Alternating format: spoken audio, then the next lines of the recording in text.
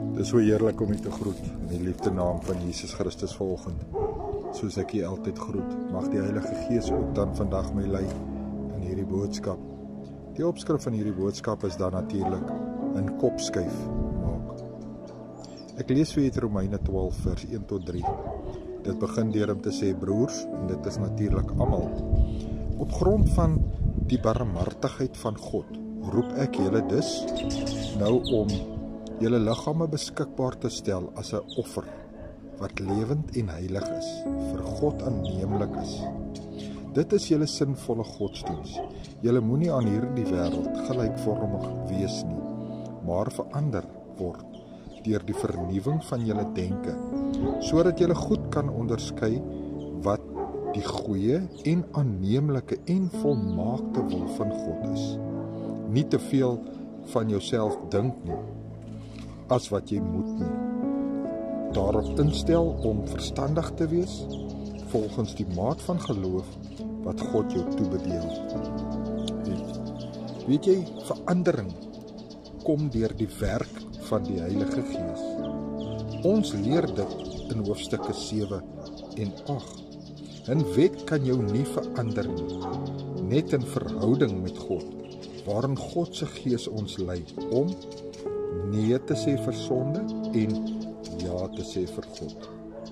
Die belangrikste plek waar ons moet verander is in ons denke.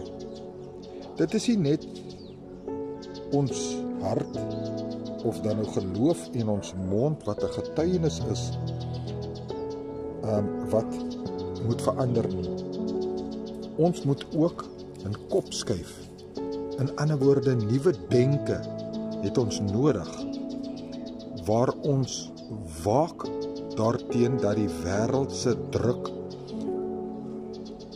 op verandering na die wêreld se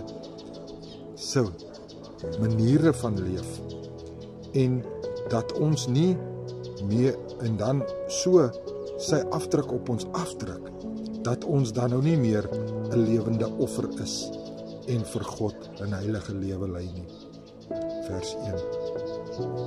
Ons moet anders dink oor die sondige wêreld en nie verander aan daardie manier van leef wat die media en die vermaaklikheidswêreld aan ons opdis nie. Vers 2. Ons moet anders dink oor onsself en nie meer dink van onsself as wat ons behoort te dink nie.